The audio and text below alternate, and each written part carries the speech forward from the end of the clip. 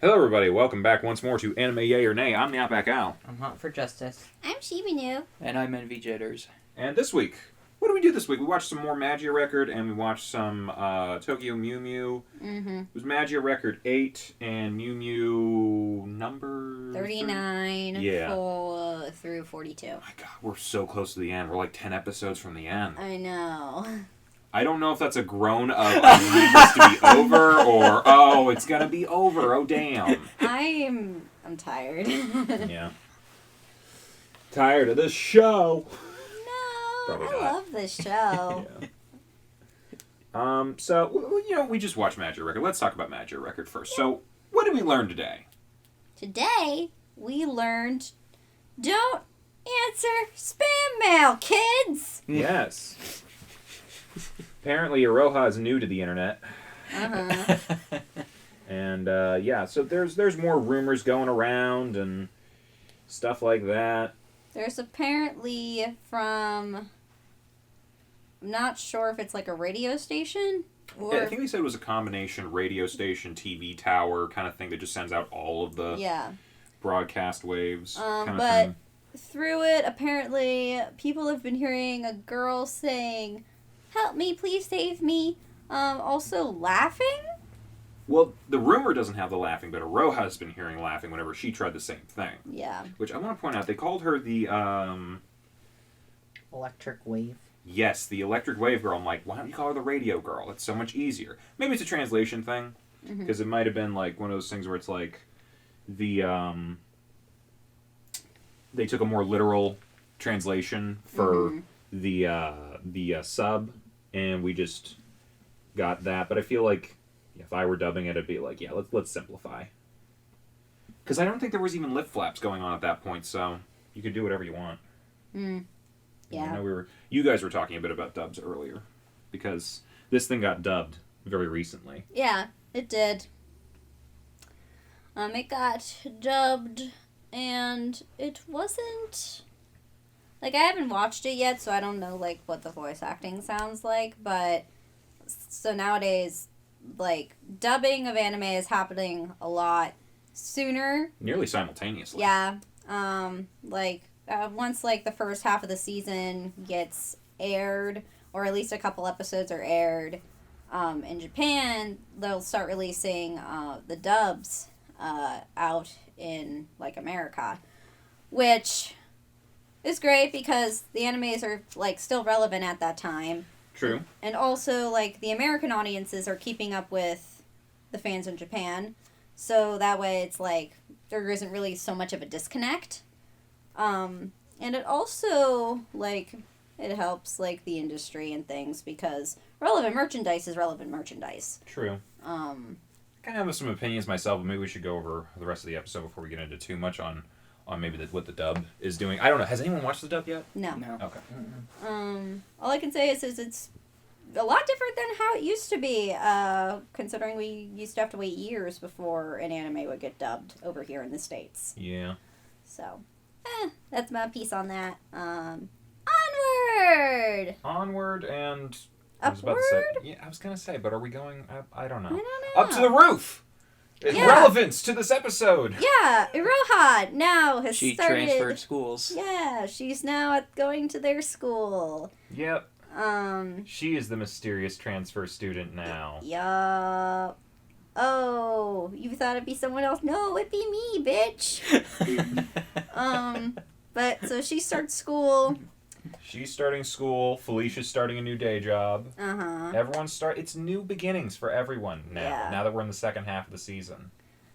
Yeah, and Reina is hanging out on the roof, because she can't find Kaede. Yeah. Didn't she go berserker witch mode and She then kind of disappeared? Yeah. I think she's still kind of dealing with that. I would be too. But, so, Kaede's been missing, but Iroha is up there talking to her about the rumor of the radio girl. Oh, they also found out about another rumor up there, didn't they? Or at least Rena mentioned there was another rumor about, like, the Endless Solitude. Yeah, the Endless Solitude is basically, like, the text messages that Iroha's been getting that are basically like, "Are you a magical girl? Please help me. Save me from the endless solitude." I mean, they didn't realize that at first. Yeah. At first, even Rena was going like, "Don't answer spam emails," but then she's like, "Oh, wait, that one mentioned a magical girl. What does it refer?" To which I'm like, Iroha, are you not like at least reading a little bit of the tagline? Yeah, really. Like, I don't know.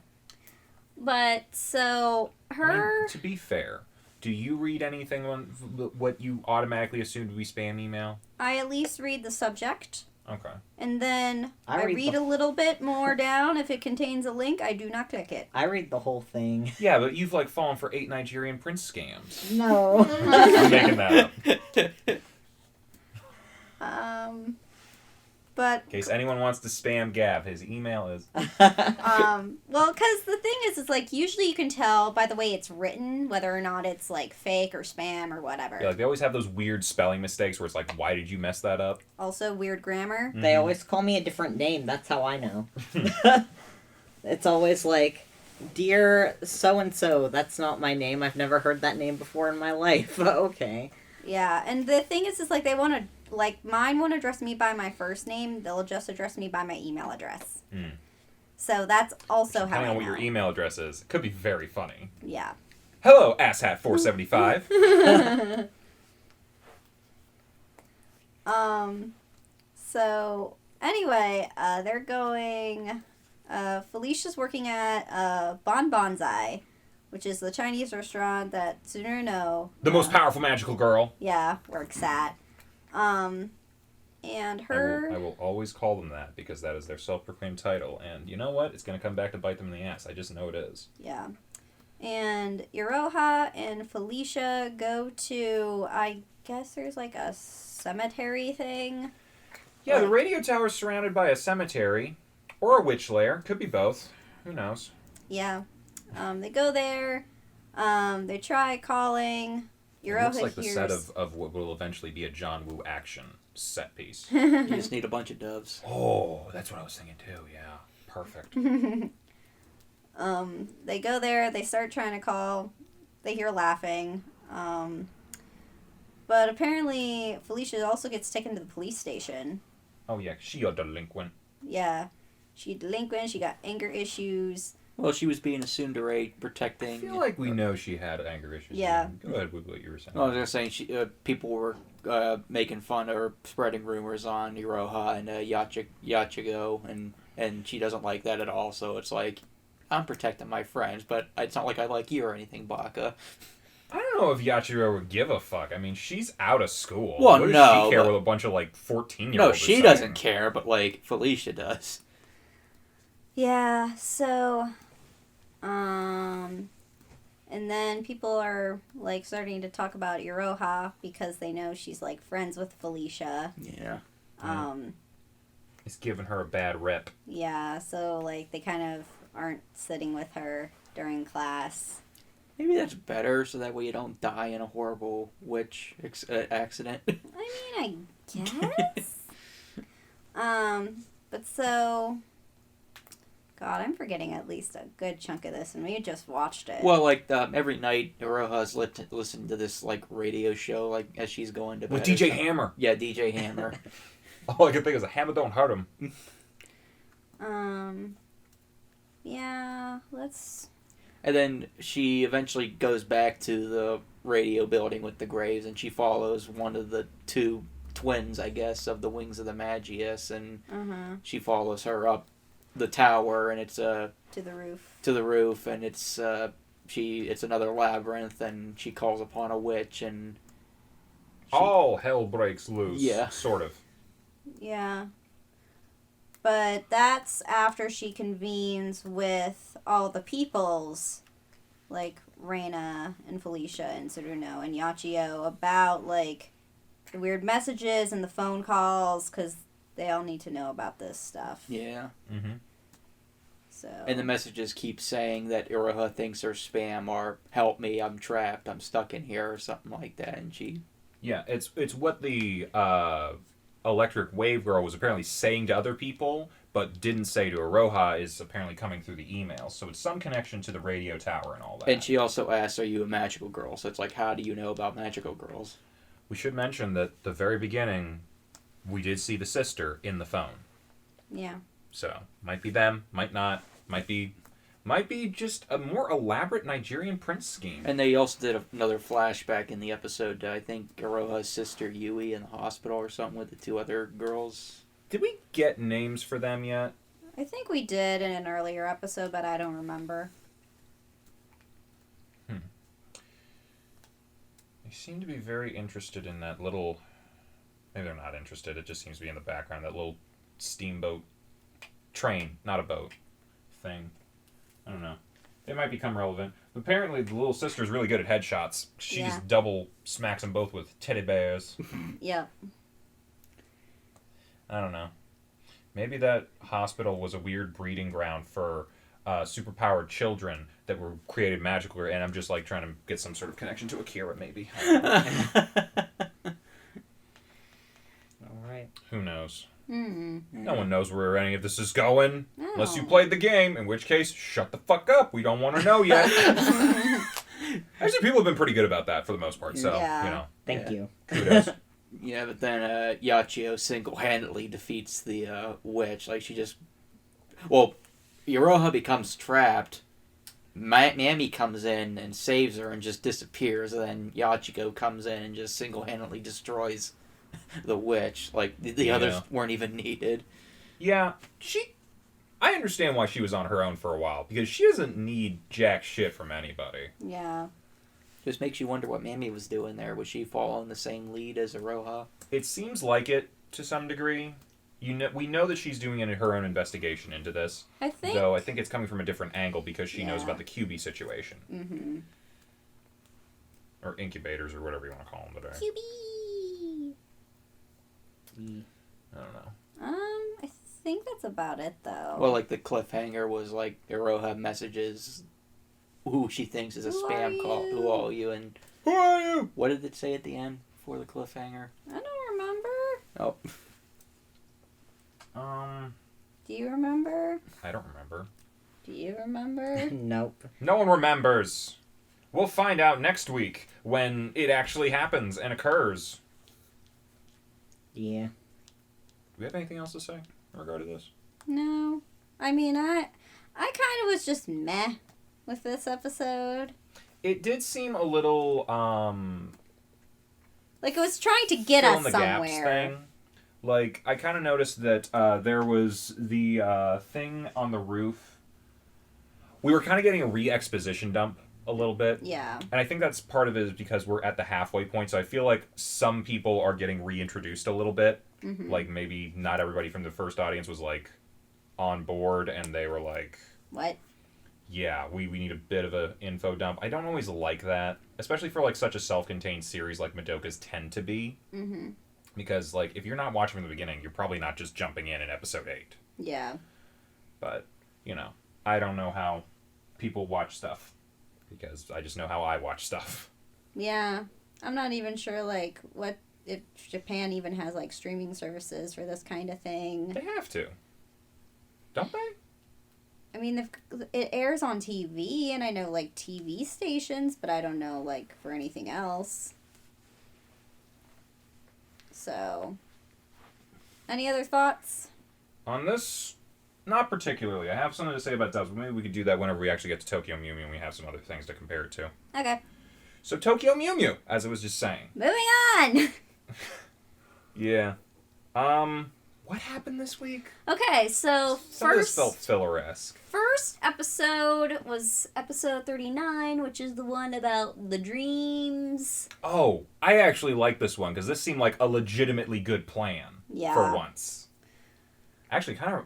I feel like it might have... There was probably a bunch, but it kind of reminded me of like a Power Rangers episode. Like, this seems like the kind of monster like Lord Zed or someone would use. Yeah, so... what happened with this episode was the aliens are trying to come up with a plan, and they have a plan to basically, like, take out the Mew Mews because they've got a new monster that they've constructed. I know it's a taper, Yeah, it's a but tapir. it looked like Joe the Camel's girlfriend. Yeah. To me. Which, funny thing about tapirs. So in... Ooh, I know. They have like a 3-foot dick. I mean... If you don't know, watch Z Frank. So the thing about tapirs, aside from that factoid... They're so weird. They are weird animals. In Japanese and Chinese folklore, apparently, they basically are creatures that, they're said to eat nightmares. Yeah, I know Drowsy and Hypno were based off of those things. Yeah, and so I feel like anytime I see that kind of thing, the fact that this is a dream episode is actually quite interesting. So they were like hearkening back, and immediately, honestly, when I saw this thing, I was immediately reminded of Luna from Animal Crossing New Leaf, who is the tapir who basically you go to once you have the dream suite, so you can go and visit other people's towns. Back in just a minute. Okay. So what happens with this episode is that the aliens kidnap Ichigo and basically put her under like a sleep thing with the lavenders, and they basically have like her like dreaming like for a good while, and they use this plan to turn the tapir into a replica of her, and then they basically open up portals into Ichigo's dream so that way she can capture her friends. And basically gets sucked in to a field of lavender, which is also great for sleep. And it turns out that, like, because this is a dream, the tapir can basically do whatever it wants. So... As it be. Yeah, it's basically kicking their butts. Mitt tries shooting an arrow at it, gets sent back their way. Monkey tries to use the ring inferno on it. Also basically gets sent back their way, and they're almost trapped in pudding. And because they're basically trapped in there, they have like no way of getting out because Ichigo's still sleeping. So while this is all happening, Keisha's dealing with the fact that like he's been injured, he's like not doing so great.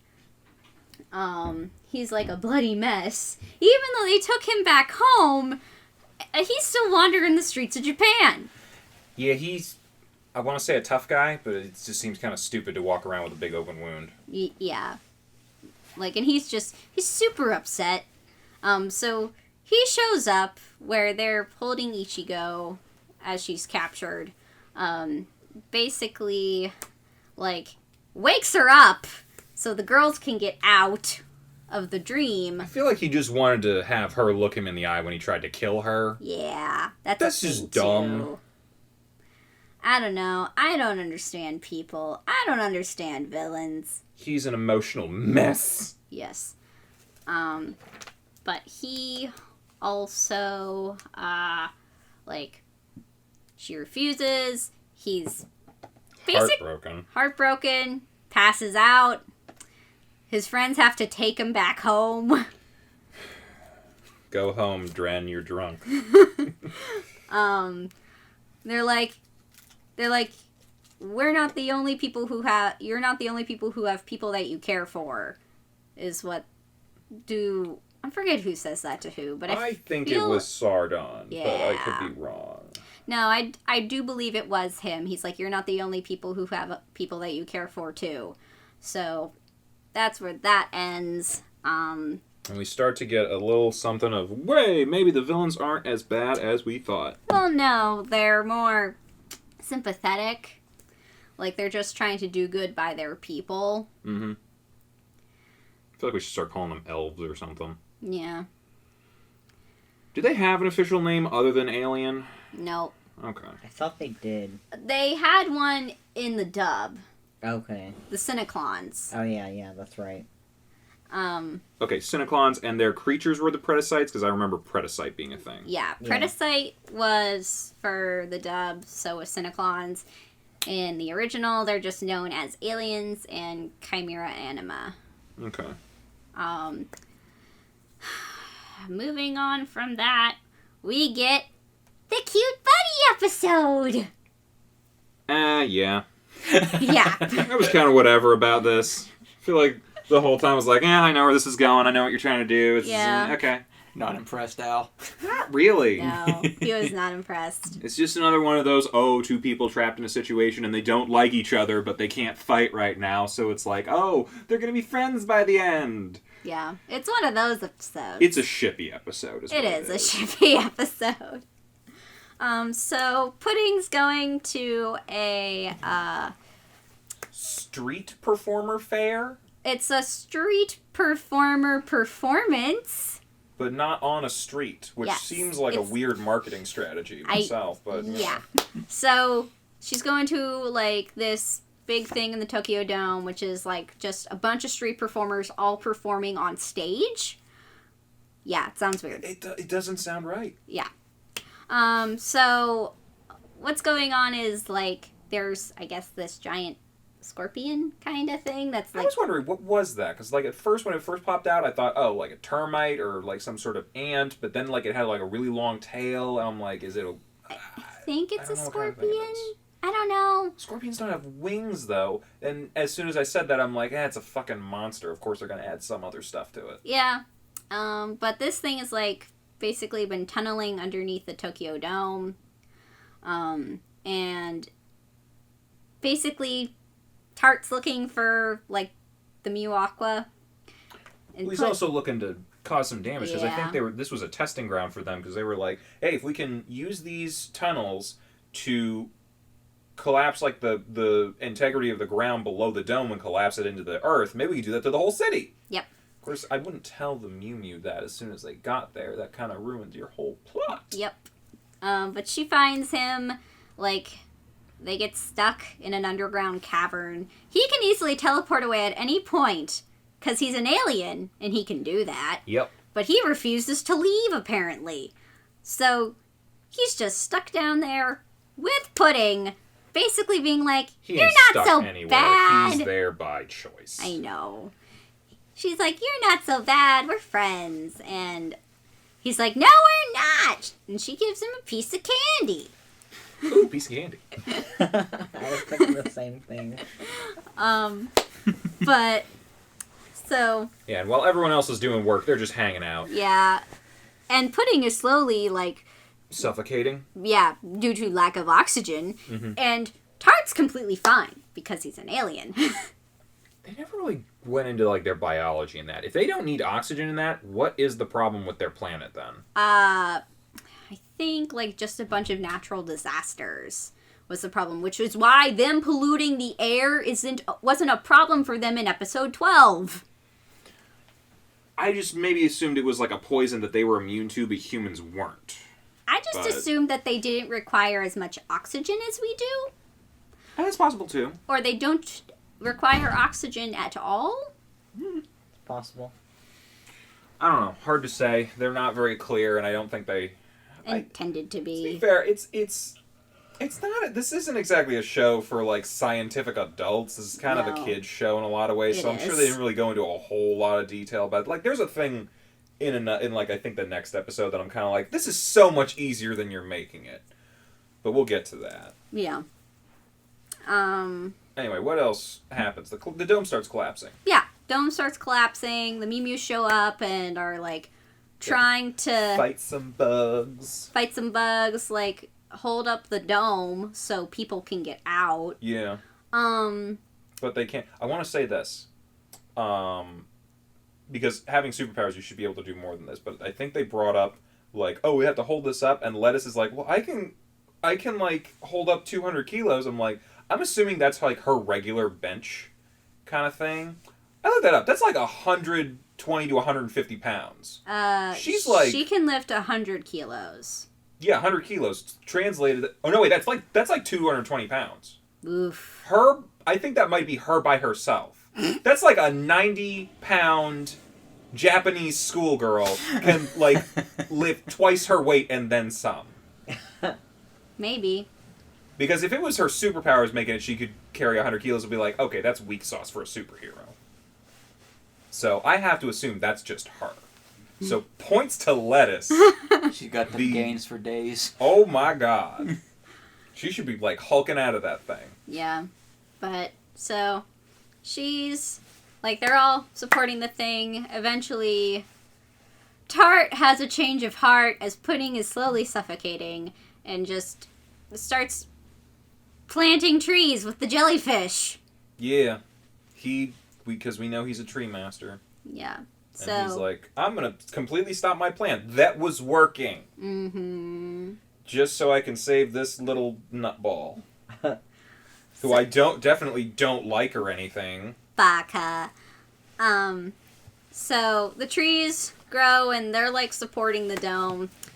Tart teleports him and Pudding out of the cavern, and she comes back to her senses and she's like, "Yay, we're friends!" And he's like, "No, we're not." I don't like you, Baka. Smiles fondly at the piece of candy that she gave him as Yep. he flies away.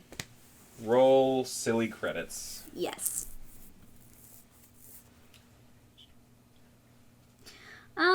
So then we come to episode 41. Yeah. The wind brings happiness, a heartfelt prayer. Right? I guess Zakuro's Catholic. Or something. I I mean, she just goes to church and prays a lot. mean, that's not this episode, but yeah. Wait, I thought that was. No, that's the next episode. I am so confused. Never mind. Don't listen to me. I'm an idiot. It's had the word prayer in it, and I'm like, No. church goer. So, this episode, they're trying to track a Mew Aqua that's in the ocean. Oh, right. Right. And it's traveling, and they're like, "What is this thing?" So they have to go after it and go in boats and do some scuba diving. Yep. Um, And meanwhile, the aliens have their special plot of the day to destroy Tokyo. with freaky fish. The freaky fish were a distraction. Mm-hmm. They had a mer queen with a current generator to pollute all of Tokyo Bay, Yep. and they were using flying piranhas to distract everybody. Which I'm like, okay, you have flying piranhas. This is a whole plot on its own. Yeah. You are completely underutilizing this idea. Like, the rest of the Mew Mews take on the flying piranhas, and basically Rio and Lettuce go after where, I guess, Masha went down, because apparently something happened to him. They lost contact. Oh yeah, I forgot that they were named that. I kept thinking of them as Mini Mew. Mini Mew. Yeah. So, like, Rio and Lettuce get there, and this is where the whirlpool is. Yeah. And they get attacked by that giant mer queen. And, like, does Rio get captured? Goku. Yeah, she kidnaps Goku. Basically takes him all the way down, leaves him there, and then turns very red. Oh yeah, I was getting like silver and gold flashbacks. I'm like, oh fuck, it's a red Gyarados. I want it. But turns out it was not as useful as a red Gyarados. No. So, down there, Lettuce runs into Pi, or Zardon. His name is Pi? Pi. Yeah. Oh god, I'm like... This is why they call them the pastry trio. What? I didn't even know that! You're making me hate this show now. Because it's quiche, tart, you with the motor. It's quiche, tart, and pie. Pastry trio. What do they call Big Blue? Is he a food name? No. Oh, okay. He's just Deep Completely Blue. at conventions. like a bottomless sea with no emotions. Anyway, so Lotus is down there. She's talking to Zardon, Pi, whatever you want to call him, basically being like, please, let me get to him. And he won't let her pass, and then they start fighting. Yeah. Which, for once, like, if there was a dub, his whole torpedo attack thing would make a lot more sense. Yeah. But, you know. Oh, she goes full mermaid. She does, due to the Mew Aqua that he, like, has around his neck. Yeah. So she's, like, trying to save him. She kisses him.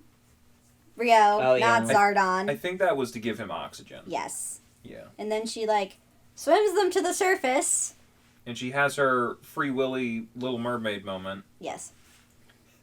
That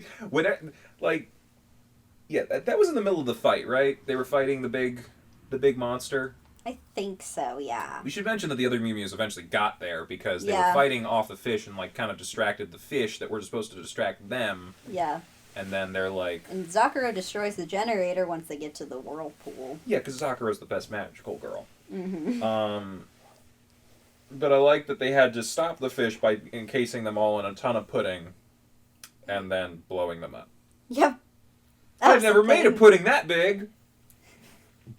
Yeah. But if we shoot an energy arrow into your pudding while it's encasing fish, it'll grow big enough to hold all the fish. Logic! I don't know if that's how science works, but okay. I'm willing to just be like, whatever. Yeah. It was so weird. But anyway, so Merqueen appears. And she's like all red because she's about to release toxins. I thought it was because Team Rocket kept blasting them with bad radio waves and that turned them red and evolved a bunch of Magikarps. I mean, that could be too. I'm thinking of a completely different fandom. Anyway, they destroy it. They destroy it. Free Willy Little Mermaid moment. Uh-huh.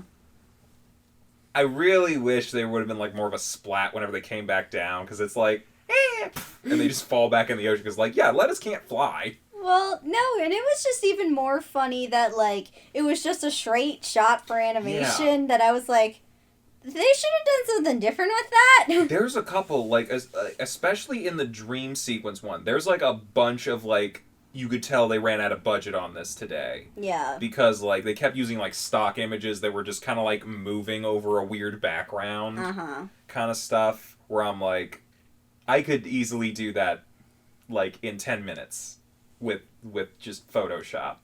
Yeah. So. But, yeah. So that happened. Who knows? Maybe Lettuce is over her college-ish boyfriend and the doll maker, and now she's on to Goku. I mean, wasn't it a ship at some point? Yeah, it was. There were plenty of ships. We were in the bay. Yeah. There's even more ships next time. Oh, boy. Yeah. I don't know. Was there anything else going on with this? Oh, They found Masha Mini Mew. yeah. And they needed to fix them. Yeah.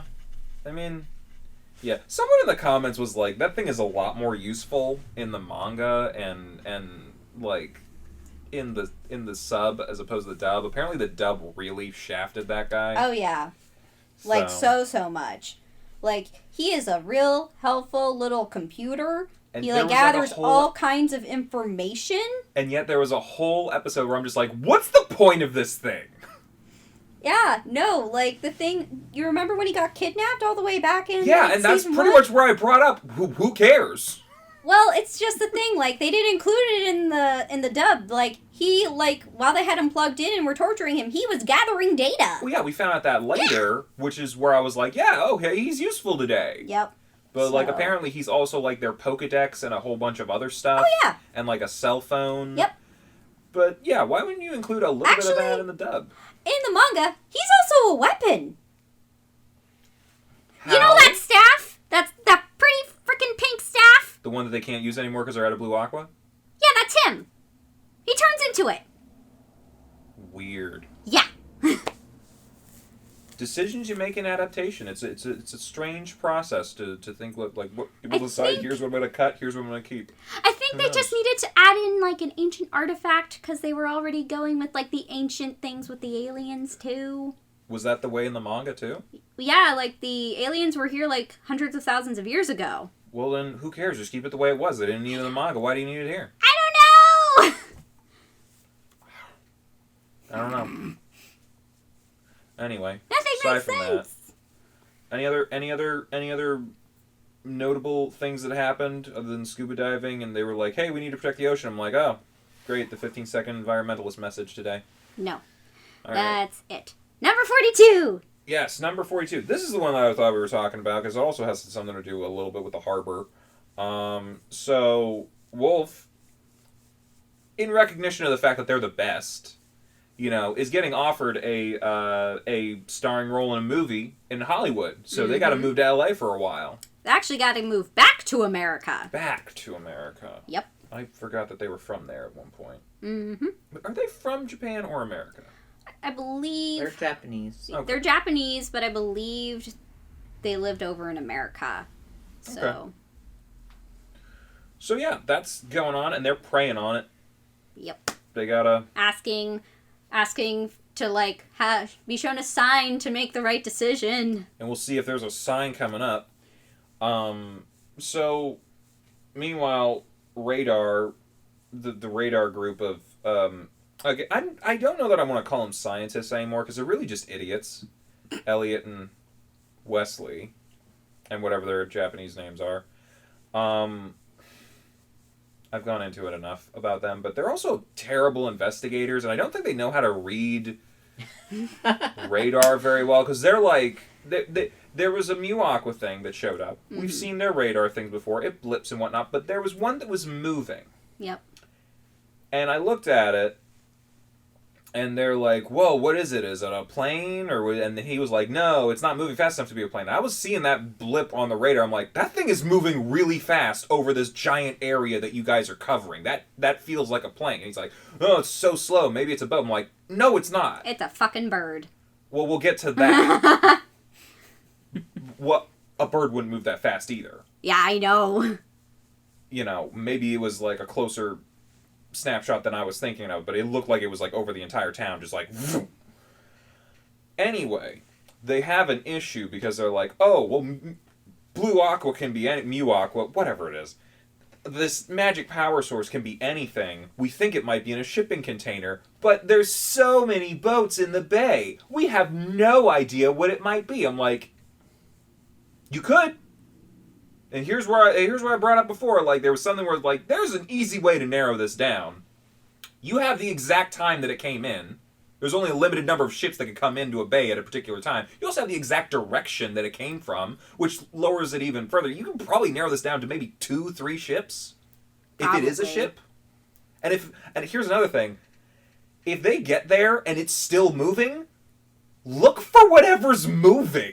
Yeah. I mean, this is not that hard. I mean, we saw that shot of the birds whenever everyone splits up to investigate, and Zakuro had her little moment of emotional turmoil, and she glowed, and oh, there were birds. Look, birds. Hey, maybe it's the birds. We'll find out next episode, because we don't actually get to find out this time. But I'm like, why don't you keep the radar going? Because if you have a radar, you could probably zoom in, because I'm assuming it's a satellite. You could easily just GPS your way to the thing. Yeah. How is this an issue? I don't know. It's 2003, man. I get that. But as private citizens who just have access to this, what I'm assuming is kind of like a military-grade satellite, how could you not just find this on your own? Yeah. I mean, yeah, confirm stuff by having the girls there and having them glow and whatnot, but these two are just stupid. And not stupid. I know they're intelligent. They don't have any common sense. I mean, there's a difference between book smart and street smart. Yeah, they're the people who are going to be like, "Hey, a tomato is a fruit," and then as soon as you ask them, "Well, why is it not in a fruit salad?" they freeze up because they have no idea. Because it doesn't taste like a fruit. Because they have no practical knowledge.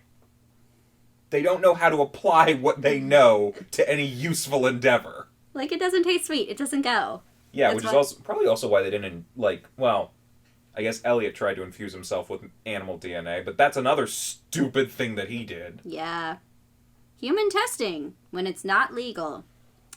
I mean, if you're doing it on yourself, sure, that gets around a couple things, but also, hey, if this just random science juice kills me, I guess I'm not going to be able to see my lab results. Yeah.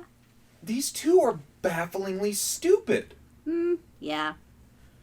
Anyway, enough of my usual rant of, like, these two are idiots. Aliens show up, there's a fight. Wolf's a dick. Yeah.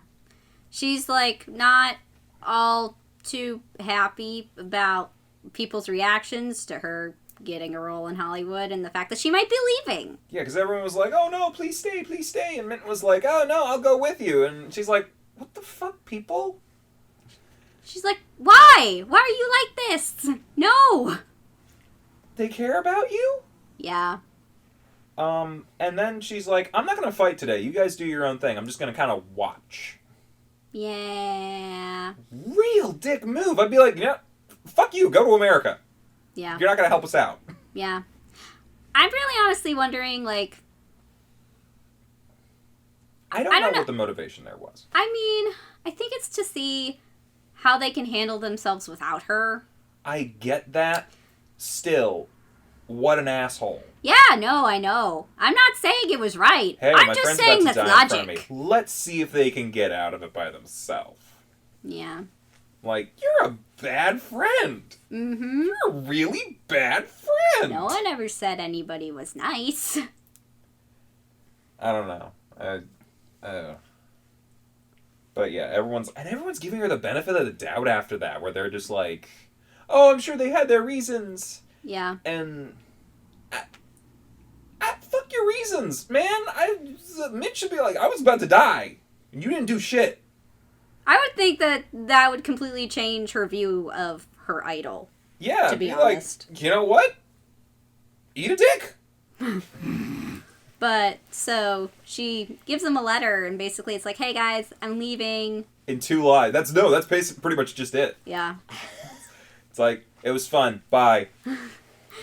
And then they're like, we gotta go find her! Do we?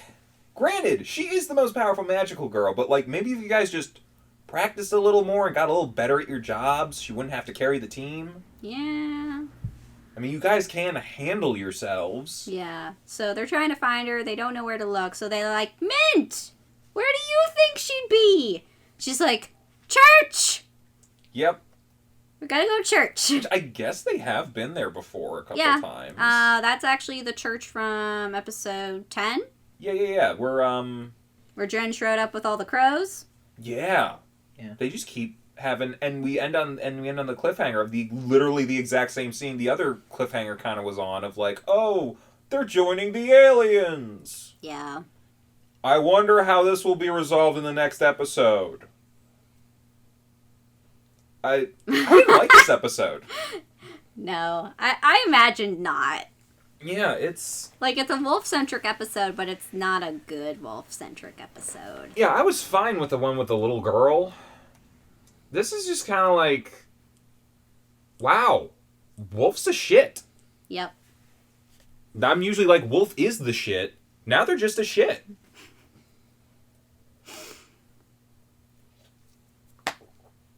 I really don't know what else to say about this. I mean, we got to see a little bit of Stalker Mint, but Yeah. you know, that's only good for like 1 laugh a week. So, I mean, that's about it. The only other thing I can say is that this whole conflict will wrap up in next week's episode. I almost feel like it should have been wrapped up in 1 episode. We all know how this is going to end because Yeah. we literally saw it 30 episodes ago. Mm-hmm. I don't know why it's like, are we doing a refresher course here or something? But I don't know. Yeah. I think they just wanted some more conflict between the girls. And, like, basically teaching you a message about friendship. Yeah, don't watch them die. Yeah. And it's going to be completely glossed over, too, isn't it? Mm-hmm. Yeah. It's like, hey, you remember that? You remember yesterday where you almost let me die? Good times, bro. I mean, this episode, like, I feel like the next episode's gonna resolve and everyone's gonna be super happy, and Mint's just gonna be elated, and I would really wish that she might, like, do the weird thing, slap across the face, and then gives her a hug, you know, like, because you're such a bitch, why would you do that, but also you're my friend. Which is a strange thing, but... I honestly, after that, I kind of be like, look, we're working together. But you as soon ain't as mad. Mew Mews are done, we're done. Yeah. It's like, that's just being a very, very, very bad friend. Mm-hmm. I don't know. Anyone else got any thoughts? Not really. Other than, like, this episode was just kind of like... It's kind of, it's recycled. Yeah. It feels like. We can only do so much. I mean, how many times did they do the same thing with lettuce? Yeah, but at least they were shaking it up a little bit with, like, it's a different person or a different interest or a different something. This is literally just, once more, I don't know if Wolf wants to work with us. Yeah. Uh-oh, we saw them with an alien. Maybe they're going to join the aliens. That's, like, exactly what we had before. Meow. We get a little bit, like, with Lettuce or with, like, some of the other personal episodes, we learn a little something new about them. Like, if you have a pudding episode, oh, they're okay with aliens, I guess. Or, oh, they're getting married. Or they have, like, a bunch of brothers and sisters that they all take care You of. learn a lot about them. Or Mint and their social situations or whatever. Or Lettuce and how many people they're horny for. I don't know. Wow. And then... Zakuro always has the same thing. Yeah. Except for the one with the little girl. Mm-hmm. Then Ichigo, her main thing is Mark, and does he love me? And Oh, Mark had a thing this week, didn't he? yes. He had, like, a weird dream. Yep. Weird He's dream. Big Blue, isn't he? Big Blue, did you say? Yeah, or is that the Blue Knight? They're both blue. Or is he Elliot? I don't know. They've been in the same room together. That's a pretty good trick. I don't know. He's probably an alien or something. He's like got that wake up thing. I'm like, you know who hasn't fully woken up? Big Blue. Yeah. Probably wrong. Probably right. I don't know. I don't know that I care entirely. Well, I'm still a little shaky on this because I'm like, again, I don't have the fun of the dub. I don't have the fun of English Dren. Yeah. And like, and I kind of, and this is kind of what I wanted to bring up because I know you guys were talking a little bit about when I was out of the room, the dub and sub thing and how they're coming out so fast. I don't like they're coming out so fast nowadays. I feel like that lessens the amount of creativity that you can have because now it's just like straight translation, and sometimes straight translation isn't the best option. Yeah. Like sometimes you do want to shake things up a little bit for how the lip flaps work or for the situation at hand, and I feel like before, when you maybe had a year or two Right. to kind of Work out a script that made sense. you could maybe see the whole show and go over it a few times before you're like, okay, you could maybe incorporate some jokes or themes in your version that could also reflect the original version in a good light, but could also make it work better for the audience as well, and you could be creative and interesting. Now it's like you do sub versus dub. It's almost direct translation, so the only difference would be like, okay, I don't want to read. Yeah. Which, like, if you're a big enough anime fan, I feel like you're just used to reading subs anyway. Or so if you like the dub actors, like their voices more than the sub actors. Yeah, maybe, but I feel like if you had more time for the script and recording it, you can get more character into a voice. Yeah. Versus, we gotta bang this out, just do whatever. And I know that's being very reductive of what the voice actors are doing for the English, but I feel like you might, if you given more time and a little bit more time to like sit with a script or work with it, you might be able to get more out of it. My question is like, how long do they actually have with the script? Like, maybe they're working with, like, the studios in Japan, like, from the time that it's getting plotted out. Maybe. Like, that would be, like, my only way that I feel like it could work would be, like, they'd have to, like, pay for licensing with whatever company it's coming out with. Yeah, I mean, they might be, like, trying to do this, like, as soon as they, like, were greenlighting this, people might start having a bidding war for dubs. Yeah, so I'm thinking maybe it's, like, a lot longer in the process, maybe, because I'll admit, a lot more recent dubs that I have watched, actually, the voice acting isn't too bad. Like, I remember, like, way back in the day, Yeah. that was horrible. Yeah, Nowadays... no, I'm not saying certain qualities of things haven't improved, but I feel like some of the creativity isn't there anymore. Mm. And maybe part of that is because, you know, licensing to America has become such a big moneymaker for them that maybe they're just, Japan has more control over it, so they're like, don't be interpretive, do what we want. And that's just direct translation. Yeah. Not that there's always something wrong with direct translation, but, like, I don't know.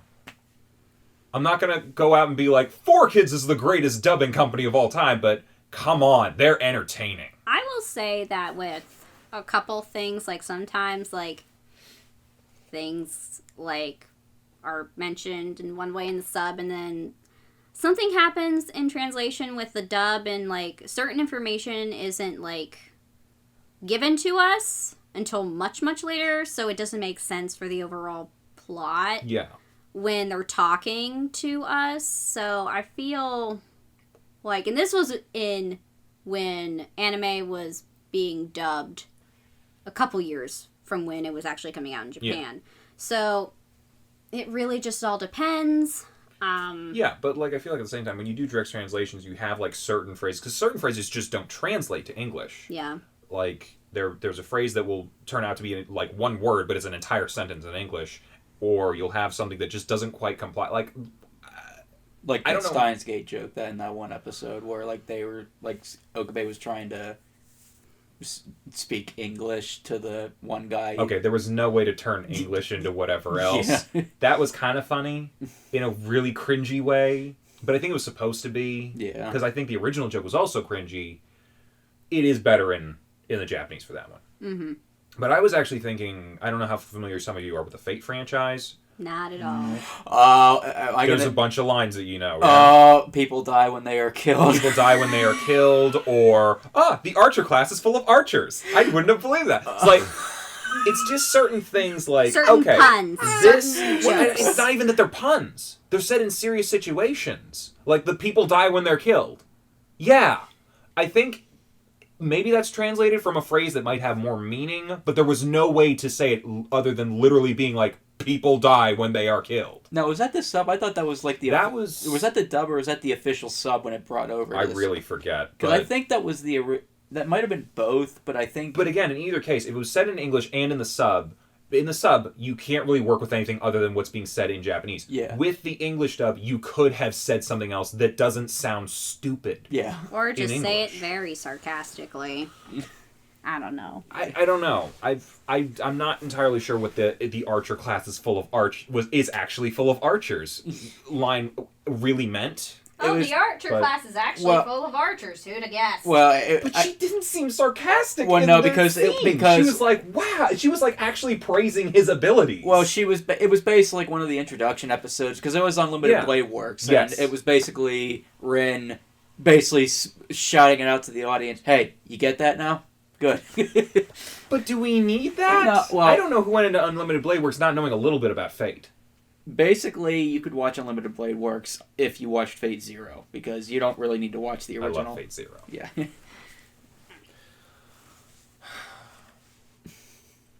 But yeah, I get what you're saying. Yeah, those are extreme examples. But yeah, like it all depends. Like I think that's also a shift in the culture of anime, because over the last, I'd say, since the 2010s, anime has translated, and we've talked about this before, it's been transitioning more from like a few shows a season to like 10 to plus shows per season. Oh, yeah. And but to be fair, I don't think all of them get dubbed. No. So, there's only so much that any dubbing company can do, but at the same time, yeah, they might be a little overworked, so they're not putting as much effort into maybe localizing or finding some way of... And plus, just like all shows get streamed exclusively to like Crunchyroll or Funimation, the dubs, certain actors only work with certain studios. Yeah. And so you're going to hear the same voices depending on which company licensed the show. It depends on the contracts that everyone makes with each other. Yeah. So I don't know. Maybe we need more dubbing companies, or maybe some people need to start dubbing older anime. I don't know. I'd like a little bit more variety in some of the dubs nowadays, because nowadays they're all good, but they're uninteresting to me. I don't watch enough dubs to know. So I don't know. I feel like all of them are just like that middle of the road. This works, but I'm not going to remember it specifically for any reason. Like, people remember Cowboy Bebop because it was amazing and nothing else was at the time. Or people remember Ghost Stories because it's so different than what the original was. So off the wall. But, like, and granted, those are going to be the extreme exceptions. Mm-hmm. But I feel like, a little bit more, like... There are some shows that I do prefer the dub that are modern nowadays. Like My Hero Academia, this is going to be controversial, but I prefer the dub than the sub. And a lot of people prefer the sub. I haven't watched enough to make a comparison myself. Like, the only one that I can think of that maybe people probably had a little more fun with was, and I only saw a few episodes, but there was Pop Team Epic. Oh, yeah. Yeah, because they basically do the episode twice, but everyone's dubbed differently by different voice actors. And I know if you haven't seen it, at least watch the first episode, because do you at least know the little girls that are like the mascots for it? They're like 2 schoolgirls. Pop Team Epic. Yeah, they're voiced by All Might and somebody else, and fuck, Christopher Sabat. He's one of them. Wait, he also did Vegeta, right? Yes. And okay, yeah, because that's what I was thinking. One of them constantly sounds like Vegeta, and the other one constantly sounds like some other really burly dude. I forget who. Oh, these people. Okay, I've heard of the show. Yeah, it's a very show. But I don't know. I just really love that first episode. They also have a Your Name reference, and I'm like, okay, this is hilarious with the voice of Vegeta. But yeah. That's what. But to be fair, that's a comedy show. It's supposed to be weird. Yeah. Any final thoughts on this, or any other subjects that we're discussing a little? Not really. I mean, it's still a yay for me. I mean, I don't even know that it matters whether I say yay or nay at this point. We're finishing the show. Yeah. We're finishing Madoka. We're finishing Tokyo Meh Mew. It's just gonna happen at this point, so yeah. I'm meh right now. You're meh? I'm meh. Kind of just because these episodes felt meh to me. Yeah. But we're too close to the end to drop out. So yeah. We're just gonna blue ball all of you and be done. No. No, but yeah. So next week, come back for more of our dumb opinions, episode 9 of Magia Record, and episode 43 through 46. Yes. Of Tokyo Meh Mew, the sub, not the dub, because that doesn't exist and it still pisses me off. Someone needs to do a Kickstarter to bring back the dub voice actors from all those years ago and get them to record the second season. Maybe. Yeah. I don't know. Maybe. They're still working. I know that. Anyway, we'll see you guys next time. Bye-bye. Bye. Bye. Hey, thanks for watching, and if you haven't already, be sure to subscribe and ring the bell icon for notifications. If you enjoyed this video, give us a like, and feel free to check out some of our other gaming videos, our weekly podcast Anime Yay or Nay, or our parody series Madoka Magically Abridged. See you next time!